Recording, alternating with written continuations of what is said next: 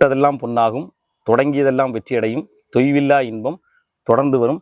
எல்லாம் வல்ல இறைவனின் திருவடிகளை வணங்கி நான் உங்கள் ராஜா பேரோன். சகோதர சகோதரிகள், நண்பர் நண்பிகள் அனைவருக்கும் ராஜா பேரோனின் அன்பு கலந்த வணக்கங்கள். சிறையில் நான் கற்றுக்கிட்ட ஒரு விஷயம், தெரிஞ்சுக்கிட்ட ஒரு விஷயம் இன்னைக்கு சகோதர சகோதரிகள் உங்கள் அனைவருக்கும் பயன்படக்கூடிய ஒரு விஷயம். நீங்கள் எல்லாரும் பாதுகாப்பாக இருக்கிறதுக்கான ஒரு விஷயத்த உங்கள் கூட ஷேர் பண்ணலாம்னு நினைக்கிறேன். அதுக்கு முன்னாடி என்னை வெறுக்கக்கூடிய நிறைய சகோதரர்களுக்கு ஒரு நற்செய்தி என்ன அப்படின்னா, காதில் ரத்தம் பற்றி சொல்லியிருந்தேன். காது செவிப்பறை ஏர்ட்ரம் கிழிந்து போயிருக்கிறது. அதனால இப்போதைக்கு ஒரு 1.5 மாசத்துக்கு இந்த பக்கம் பூம் பூம் சவுண்டு தான் கேட்கும், பெரிய அளவில் கேட்காது. அந்த கிழிஞ்ச ஏர்ட்ரம் மூடுறதுக்கு குறைஞ்சது 1.5 மாசம் ஆகும் அப்படின்னு சொல்லியிருக்காங்க. மெடிசின்ஸ் போயிட்டு இருக்குது.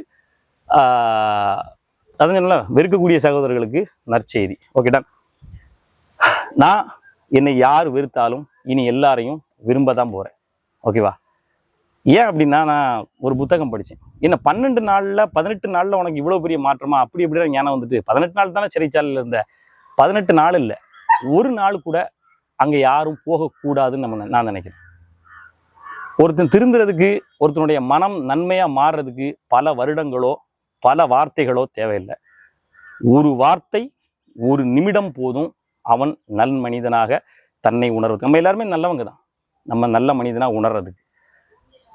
ஸோ எனக்கு இந்த 18 நாள் ஒரு அருமையான பாடத்தை கற்று தந்திருக்குது. துளசிதாசருக்கு ஒரே ஒரு வார்த்தை, மனைவி சொன்ன ஒரே ஒரு வார்த்தை, வால்மீகி தானே, வால்மீகிக்கு மரா அப்படிங்கிற அந்த ஒரு வார்த்தை, ஒரு வசனம், புத்தர் தன் கண்ணால் பார்த்த சில காட்சிகள் வாழ்க்கையை மாற்றிருக்குது. அது மாதிரி தான் இன்னைக்கு என்னுடைய வாழ்க்கையில் நான் இன்னைக்கு இந்த தெளிவான இந்த லவ் இஸ் பவர்ஃபுல் ஒன் அப்படிங்கிறத தெரிஞ்சுக்கிட்டது. இந்த உலகத்திலேயே வலிமையானது அன்பு தான், அதை விட வேற எதுவும் இல்லைங்கிறத நான் முழுமையாக நம்புகிறேன். அந்த அன்பு பாதையிலே நடக்கிறேன். இன்னைக்கு வரைக்கும் நான் வெளியே வந்ததுலேருந்து எந்த வீடியோஸும் பார்க்கல. என்னை பற்றி நிறைய வீடியோஸ் வந்திருக்கும், எந்த வீடியோஸும் பார்க்கல. என்னுடைய வீடியோஸ்லையுமே எந்த கமெண்ட்டையும் பார்க்கல. ஸோ அதுவே என்னுடைய மனதை பீஸ்ஃபுல்லாக வச்சுருக்கு. ஆனால் சமுதாயத்தில் நடந்து போகும்போது ஒரு மிகப்பெரிய குற்றவாளியை பார்க்குற மாதிரி, நிறைய கோமாளித்தனமான விஷயங்களை பண்ண ஒருத்தனை பார்க்குறது மாதிரி, ஒரு ஒரு ஒரு ஒன்றும் இல்லாதவனை பார்த்தது மாதிரி நிறைய சகோதரர்கள் பண்ணுவாங்க. யார் எது பண்ணாலும் சரி, நான் சொன்னது தான், நீ இந்த சண்டைக்கே வந்தாலும் சரி அன்பாக பேசிட்டு போயிட்டே இருப்பேனே தவிர உங்கள் யார்ட்டையும் நான் சண்டைக்கோ இல்லை கோவப்பட மாட்டேன். இன்னைக்கு வரும்போது ஒரு 5-6 சகோதரி சத்தம் போட்டு நான் போகிறேன்டா, வீடியோடா, நான் அந்த வீடியோக்கு மேபி இது வரலாம், அந்த வீடியோக்கு நான் என்ன பண்ணேன்னா சிரிச்சிட்டு போஸ்ட் கொடுத்துட்டு வந்தேன். சங்கடப்பட்டதுக்கு என்ன இருக்குது? ஒன்றும் இல்லை. அது மாதிரி ஒரு கடையில் முட்டை வாங்கிட்டு இருக்கும்போது அந்த சகோதரர் என்ன இங்கே வீடியோ போட வேண்டியதுனடா அப்படி இப்படி ஒரு மாதிரி மிரட்டிட்டு போனாப்புல. பழைய ஆளாக இருந்தால் சண்டை போட்டிருப்போம். இனி இல்லை. என்றென்றைக்கும் இந்த அன்பு வழி பாதையிலேயே நான் நடக்கிறதுக்கு விரும்புகிறேன். நீங்களும் அதுலேயே நடங்க. மனசு ரொம்ப சந்தோஷமா இருக்கும். சீரியஸாக இதெல்லாம் ஒன்றுமே இல்லை. அப்படியே பழகுனா நல்லாயிருக்கும். ஓகே, ஒன்று. இன்னொன்று, என் மேலே நீங்கள் எவ்வளோ வன்மத்தை கக்குனாலும் சரி, என்ன வீடியோ போட்டாலும் சரி, அதுக்கு நான் பதிலாக நல்ல விஷயங்களை தான் திருப்பி செய்ய போவேன். இதுக்கு ஒரு கதை இருக்குது. என்ன அப்படின்னா, ஒரு மாந்தோட்டத்தில், மன்னருடைய மாந்தோட்டத்தில் ஒரு பையன் மாங்காய் இறக்கி போய் கல்லை இறையிறான். அந்த கல் மன்னருடைய தலையில் போய் பட்டு வீங்கிருது. உடனே அந்த மன்னர் அந்த பையனை பிடிச்சிட்டு அவனுக்கு மரண தண்டனை விதிச்சிடறாரு. அப்போ அங்கே ராஜகுரு, அவர் ஒரு ஜென் குரு, என்ன சொல்கிறாரு அப்படின்னா, உன்னுடைய வீக்கம் எந்த அளவுக்கு இருக்குதோ மன்னா, அந்த அளவுக்கு அந்த பையனுக்கு பொண்ணும் பொருளும் கொடுத்து அனுப்பி வைன்னு சொல்கிறார். இவன் கேட்குறான், ஏன் குருவை இப்படி சொல்கிறீங்க? அவன் என் மண்டையை உடைச்சிருக்கிறான், அங்கே களவு பண்ண வந்திருக்கிறான் அப்படி. ஒருவேளை அந்த பையன் அந்த மாமரத்து மேலே எரிஞ்ச கல் அந்த மாமரத்தில் பட்டிருந்தா அந்த மாமரம் அவனுக்கு அழகான அமுதமான கனியை கொடுத்துருக்கும். ஆனால் அறிவில்லாத மரமே எரிஞ்ச கல் எரிஞ்சா கனியை கொடுக்கும்போது அறிவுள்ள மனிதன் நீ என்ன கொடுக்கணும்? மன்னிப்பை கொடுத்துட்டு அவனுக்கு என்ன தேவையோ அதை கொடுத்து அனுப்பு அப்படின்னு சொன்னாராம். So correct. அறிவில்லாத மரங்களே மனிதர்களுக்கு நல்லதை கொடுக்கும்போது, அவங்க கஷ்டப்படுத்தும் போது நல்லது கொடுக்கும்போது, சாதாரண விமர்சனங்கள் தானே என்னை நோக்கி வரும்போது அதுகளுக்கு நான் இனி நன்மையை மட்டும்தான் கொடுக்க போகிறேன். சண்டையை நிறைய பேர் சொல்லுவாங்க, இன்னும் வீரமாக இருக்கணும். வீரமாக இருக்கிறதுங்கிறதோ இல்லை நான் அப்படி இப்படி இருக்கோங்கிறதோ தவறானதுங்கிறதோ நான் புரிஞ்சு தான் வந்திருக்கிறேன். அன்பை விட பவர்ஃபுல்லானது எதுவுமே இல்லை. Okay done. இன்னொன்று நான் சொல்ல வந்த விஷயம் என்னென்னா, போக்சோங்கிறது. சகோதரர்களும் சகோதரிகளும் இந்த விஷயத்தை கேட்டுக்கோங்க, நண்பர்களும் நம்பிகளும் இந்த விஷயத்தை கேட்டுக்கோங்க. என்ன அப்படின்னா, 17 வயதிலிருந்து அதுக்கு கீழுள்ள சகோதரிகளை ஏதாவது சகோதரன் லவ் பண்ணா, ஓகே, லவ்ங்கிறது நல்லது தான். ஓகே, நான் சொல்ற விஷயத்த தெரிஞ்சுக்கோங்க. நான் தெரிஞ்சுக்கிட்டு தான் உங்கள்கிட்ட சொல்றேன். நான் உங்களை வந்து இப்படி இருங்க அப்படி இருங்க, இது சரி இது தவறுலாம் சொல்ல மாட்டேன். காதல் அன்புங்கிறது அவங்கவுங்களுக்கு உள்ளது. ஆனா சட்டத்தை சொல்றேன். 17 வயதுக்கு கீழ் உள்ள பெண்களை ஏதாவது பசங்க லவ் பண்ணி, ஒருவேளை அவங்க அப்பா அம்மாவுக்கு பிடிக்கலன்னு சொல்லி அவங்க ஸ்டேஷன்ல போய் அந்த பையன் மேல ஒரு கம்ப்ளைண்ட் மட்டும் பதிவு பண்ணா போதும், உடனடியாக போக்சோ அப்படிங்கிற வழக்கு பதிவு செய்யப்படுகிறது.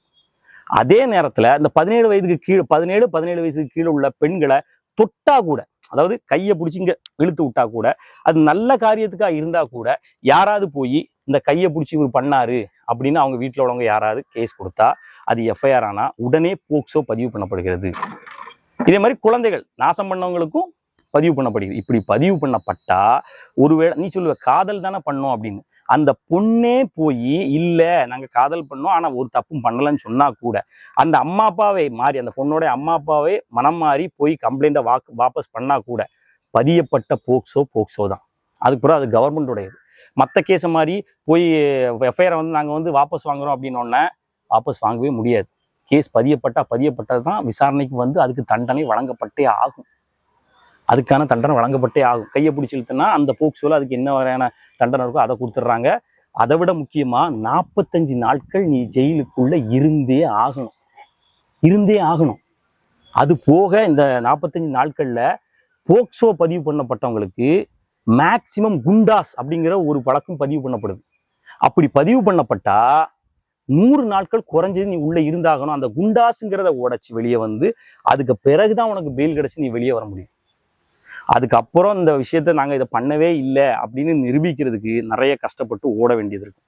இதை சகோதரர்களும் புரிஞ்சுக்கோங்க, சகோதரிகளும் புரிஞ்சுக்கோங்க.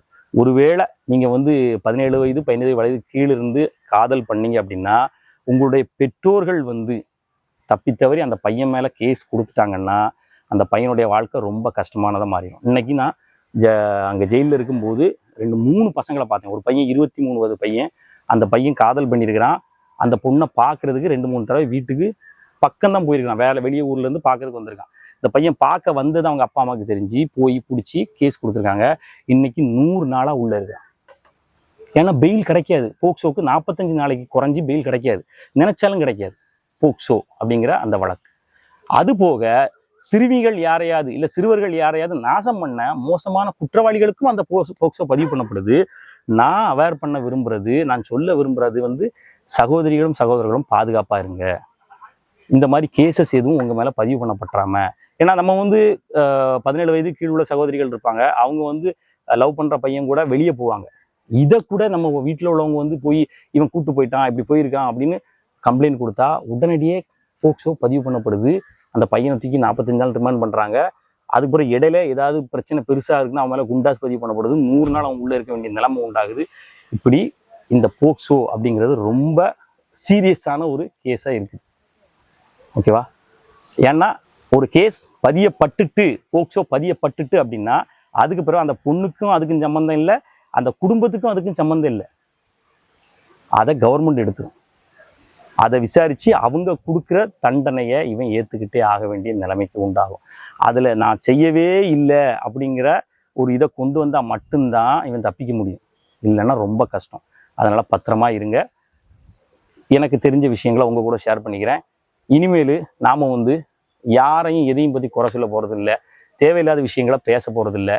ராஜா பேரன் இந்த யூடியூப் சேனல் ஆரம்பித்து ஒரு லெவல் வரும்போது என்ன சொன்னேன், ராஜா பேரன் தலை விழும்போது அவனுக்காக அழதுக்கு 1,00,000 இதயங்கள் இருக்கணும் அப்படின்னு சொன்னேன். இன்னைக்கு அது கொஞ்சம் தடமாறி போச்சுன்னு நினைக்கிறேன். இதனை இனி அது இருக்காது. இருக்கிற எல்லா சகோதர சகோதரிகளும் ராஜா பேரனை விரும்பணுங்கிறது தான் என்னுடைய ஆசை. அதை நோக்கிய நம்முடைய பயணம் இனிமேல் தொடரும். நன்றி, வணக்கம். நான் உங்கள் ராஜா பேரன்.